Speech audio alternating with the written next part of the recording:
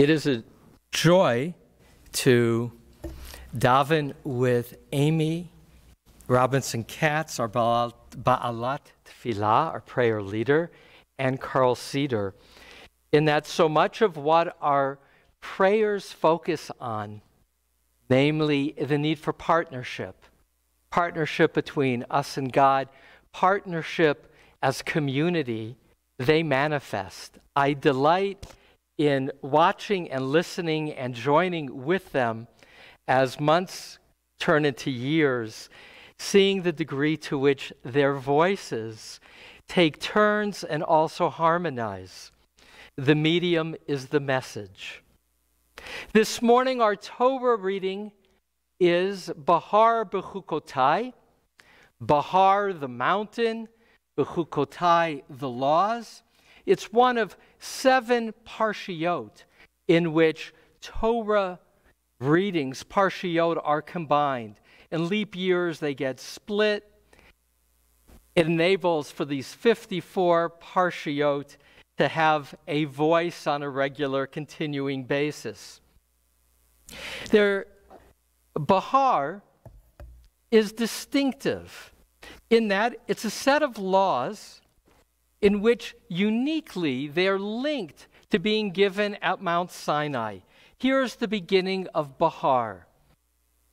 Vaydaber Adonai el Moshe, and God spoke to Moshe, Bahar Sinai, on Mount Sinai, Lamor saying, Daber el bnei Israel, speak to the children of Israel, V'amarta lehem, and you shall say to them, Ki tavo'u el haaretz, when you come to the land, Asher ani noten lechem, which I, God, give to you, V'shavta haaretz, and you dwell in the land, Shabbat ladonai, there shall be a Shabbos, a sabbatical for the ever-present one. Sheish shanim tizrach sadecha, 6 years you shall work your fields.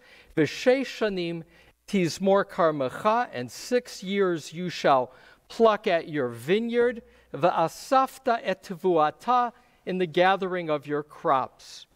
Uvashana hashvi'it, but the 7th year, Shabbat Shabbaton, Yela Aretz, it shall be a sabbatical for your land. Shabbat Ladonai, a Sabbath for God. Sadcha lo tizra, your field you shall not seed. V'charmecha lo tizmor, or your vineyard you shall not prune. And then, skipping ahead to verse 8, V'safarta lecha sheva Shabbatot shanim, and you shall count for yourselves 7 periods of sabbatical. V'yulecha yemei sheva Shabbatot, and they shall be to you 49 years. And on that time of the 49th year, you shall blow the shofar on the 10th of the month, that's Yom Kippur. And then in that Jubilee year, land is to return to the original owners, and once again, you are not to draw from your own crops. And so, actually, I walked away too fast because I wanted to read a beautiful commentary by Rabbi Harold Kushner. Why does the Torah emphasize that these agricultural laws were promulgated at Mount Sinai? Perhaps because at Sinai, no one owned any land yet, and no one could object that the law deprived people of what they had worked to acquire. It is easier to propose a visionary system of equality when all start out equal. Another interpretation, just as Sinai was the smallest of the mountains, but the word spoken there changed the world, so the people Israel, among the smallest of the nations, presents a vision of social justice that has the power to change the world. Beautiful thoughts. And it is distinctive of all the laws given in the Torah, those 613 commandments. These agricultural laws in Bahar, which lead into Bechukotai, are uniquely, as it's the beginning of the verse. Bahar, at the mountain, I gave these laws. Another explanation of why this set of agricultural laws are singled out for this being placed at Mount Sinai is because how we deal with the land is a model for how we deal with all the gifts that God gives to us. Now, in the time of the Bible, land was, of course, where most people spent their waking hours. I was reading some Bible commentaries on Psalms recently, and it was pointed out that during the time of the Bible, the average person only traveled 6 miles from the place they were born in the course of their life. It was a radically different world in that regard, because you were born of the land to work the land. And where would you go? You had the people around you. Except, of course, the Bible is radical. It's radical in many ways. It's radical in the sense of you got to leave the farm to go to Jerusalem in Deuteronomy. And there to be on the holidays of harvest, not just your farm. You have to know and see and give and shape community and more. It's by going to Jerusalem, to Har Habayit, in a later time when you enter the land, that you will know that God is the one who gives you your harvest. Yes, it is essential that you work the land in order that you will have, as described, the land to harvest. It doesn't grow wild. You know that beautiful story of the rabbis who are walking? And a man with a sickle says, I know you are well-known teachers. I have a friend who is sick. Can you prescribe some herbs? Maybe something to help. And so the rabbis prescribe. And then the man says, wait a moment, I'm curious. If God brings sickness, how is it that you intervene by bringing herbs to relieve the person who is suffering? And the rabbi says, I see from your sickle you are a farmer. Do you just let the crops grow wild all the time? He says, no, if I did that, I would hardly have anything to eat. The rabbi says, so how do you work your land? He says, well, I have to, of course, take away all the crops that had been there before. And then I have to hoe it. I have to plant the seeds. I have to make sure it's watered. And I have to harvest and grind the grains. And the rabbi says, it's the same with us in response to your question. The land that you have is a gift from God. You couldn't grow your crops without the soil. You could not grow the crops without the sun and the rain. But you're God's partner. For there to be a harvest worthy of the needs of your family, you have to partner. And so it is. Yes, illness is part of God's creation. But we too are partners with God in the healing process. And by us telling you which herb to give to your friend, we are no different than you, the farmer, drawing out the potential that comes with partnership. In the Torah reading are dramatic social legislation. The social legislation is that in that sabbatical year, you are not to harvest your crops any differently than a stranger. Yes, you can go to your land and harvest what grows wild, but you cannot plant that year. You have food from previous years. It's really the faith, not for that year. It's the faith for the following year, because you're not planting in this 7th year. It's really the faith that in year 8 you're going to have what to eat. But in year 7, that's the year that anybody, it's not your land. That's the message. This is the land of God. You are only stewards of the land. And God has the easement. And once a year, every 7 years, for a full year, you're told it's not yours to do what you want. You do not own it. You are but a steward for the land. And even more dramatically, in the 50th year, all lands which have been redistributed due to economic successes and failings revert to the original owners by tribe. Why?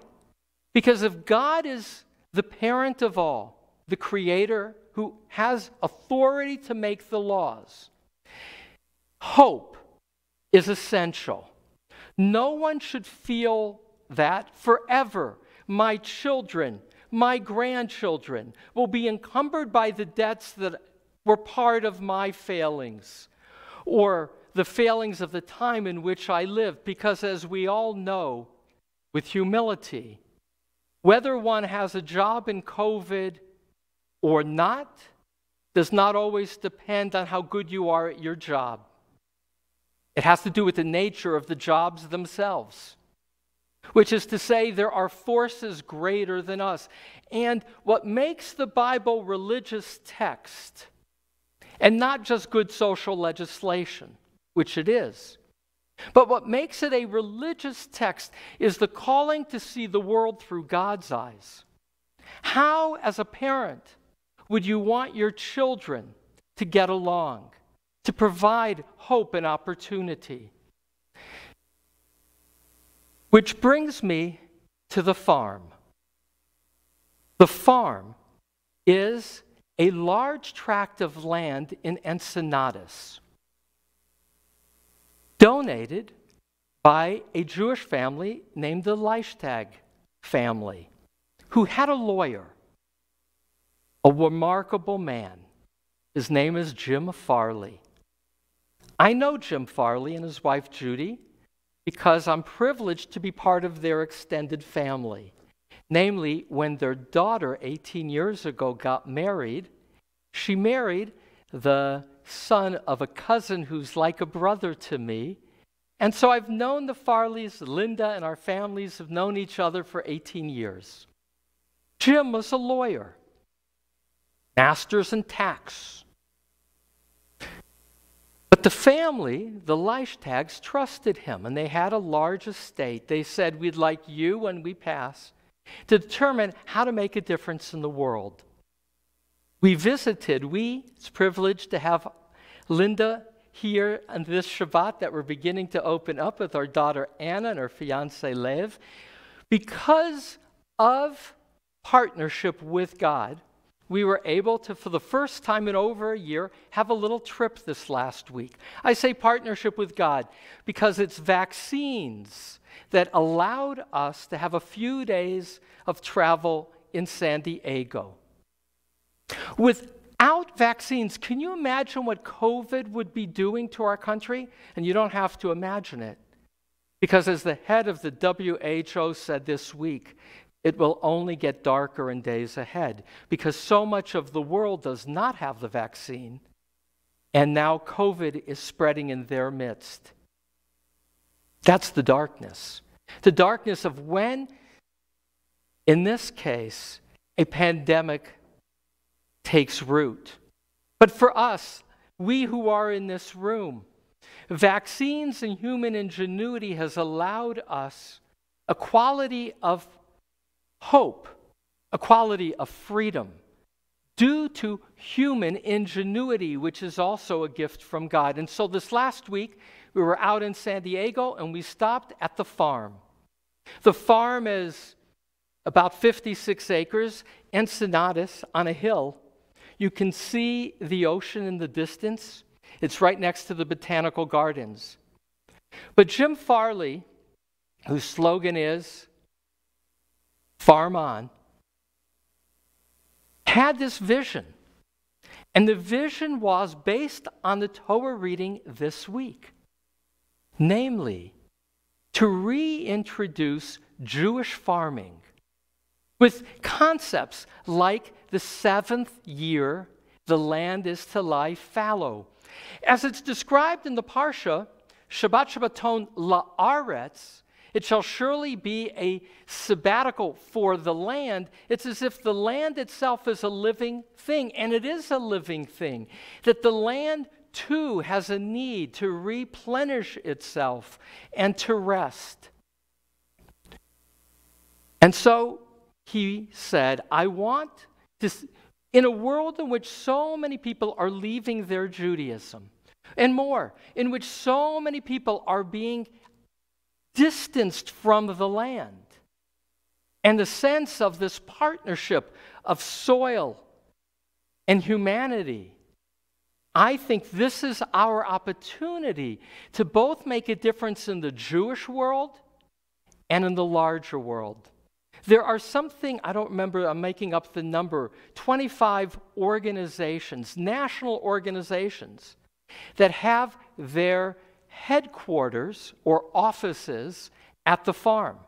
They call that space of those offices the beehive, the hive. I've been there before COVID, felt that energy. Important national organizations like Moishe House that enables young people to get a subsidy for rent in exchange for doing Jewish activities for other 20, 30-somethings. Their national headquarters is in Encinitas on the farm. Part of the hive that also have organizations focused on Jewish farming. And so this week we met with Jim. We got on his electric big golf cart to see the farm. Now, we've been doing this before the farm, Linda and I, because again, it's 18 years. The farm is probably about 10 years old. And what I love about doing the tour with Jim is with such excitement, he describes what you see. Massive greenhouses. Here's a greenhouse he takes us in and shows us, in which date palms are grown using tissue technology. One tree, think of cloning, one tree, the tissue from a high-grade date, produces an entire greenhouse of the same dates. Why? Because when you want to harvest the dates, you want them to all be the same size, the same color, the same taste. Using technology, back to partnering, this entire huge greenhouse has these little date palms growing, which, by the way, are quite expensive and almost all get sold to UAE. Which is also to say, as he points it out, we live in a world in which our farms are interconnected, in which our world is interconnected, in which a virus in one place becomes a virus in all places, but on the side of good, in which the ability to do a state-of-the-art date can start in California with a tissue sample and spread in terms of orchards in abundance. He shows us another greenhouse. This is a greenhouse that grows lettuce, that is done without soil. It's all hydroponic. A young Hispanic man who got a degree in computer science, and then as he shared, when his father's business became challenged in the last recession, he started going into using computer technology to grow crops and now has a major contract with Costco in huge dollars. Which is also to say that there is money to be made in agriculture, but two other images of the farm. And that is the Salk Institute has a $100 million project going on with the research at the farm just beginning, in which, and I'll add with Jeff Bezos and his foundation giving $30 million of the $100 million for this project, in which certain kinds of plants, their roots absorb carbon dioxide from the air. And the hope, and it's the early phase, is that by creating this new hybrid plant with certain kinds of roots that are more absorbent can lower the temperature of the planet when properly managed by 1.5 to 2 degrees. If that'll happen, it's unclear. It's the beginning phase. Huge dollars, huge technology, huge possibility, not unlike the vaccine in our arms that give us freedom. While we as humans have the potential to destroy, we also have the potential to heal. On the farm. I said 2 more images, one other image. One of the things that the farm does is farm school for children.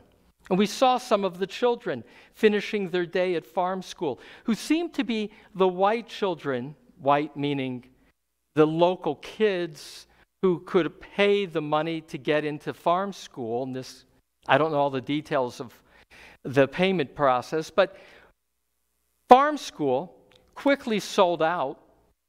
In order to educate young children, they looked like they were about 8, 9 years old, to know that the soil is our partner, that the food that we harvest is a process of trust, of waiting, of working. It's not acquiring immediate gratification. It's about hard work and time that allows for the surprise and the satisfaction of a harvest. Bahar B'chukotai is all about the soil. And we tend to be distant from the soil. This is an opportunity so that children learn of their connection, and not just their connection to plants, but their connection to the people who harvest. Ben Zoma says in the Talmud, you know Ben Zoma, 2nd century Israel, the rabbi who said, who is which? Shesamech bechelko, the one who is content with his portion.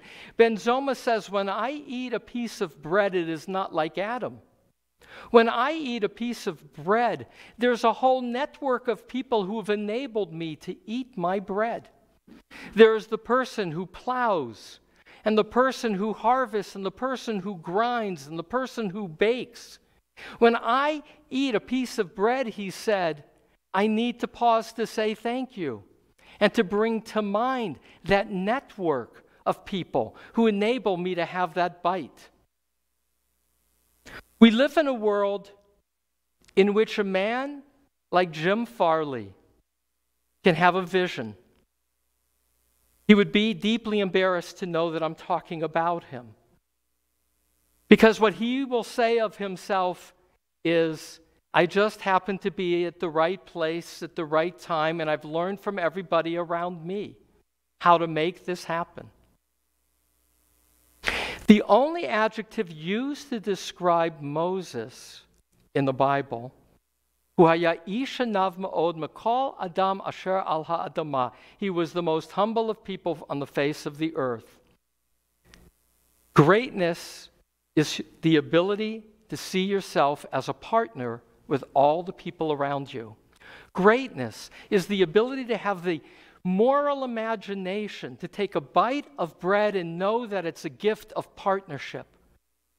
Greatness is the ability to know that human capacity is the ability to even overcome the hardships of nature, to be partners, whether as doctors or as farmers. Both are noble, both are essential, both are a product of gratitude combined with ingenuity. And the farm models possibility.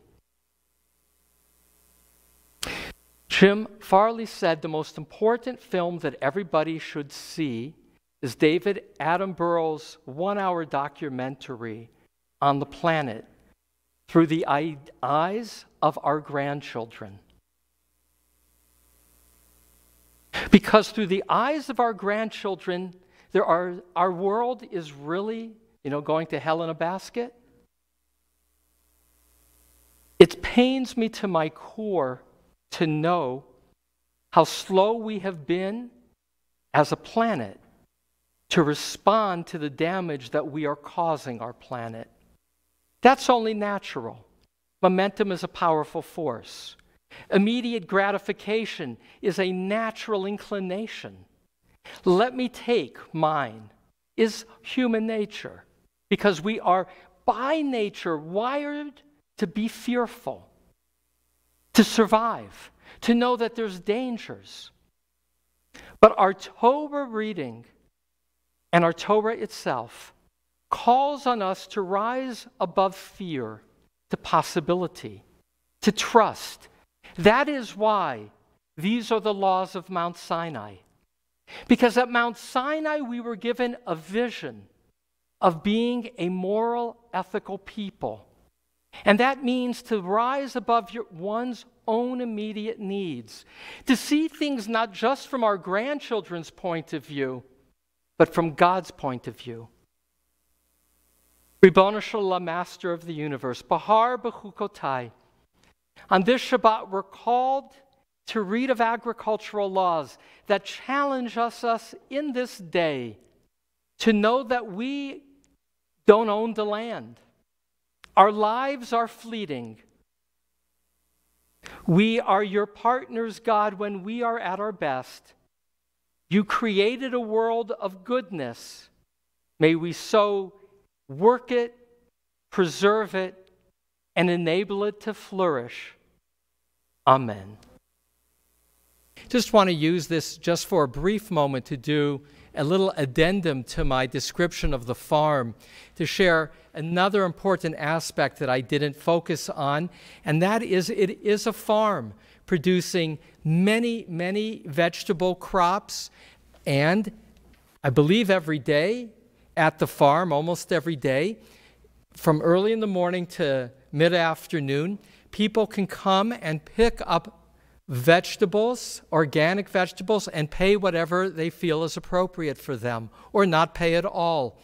And in the time of COVID at its height, there were cars for long distances waiting in line to get food from the farm. Farm produces a lot of produce that they distribute outside of the farm to communities in need. That's one aspect. It's a working farm producing food for people in need and people who want quality organic farm goods.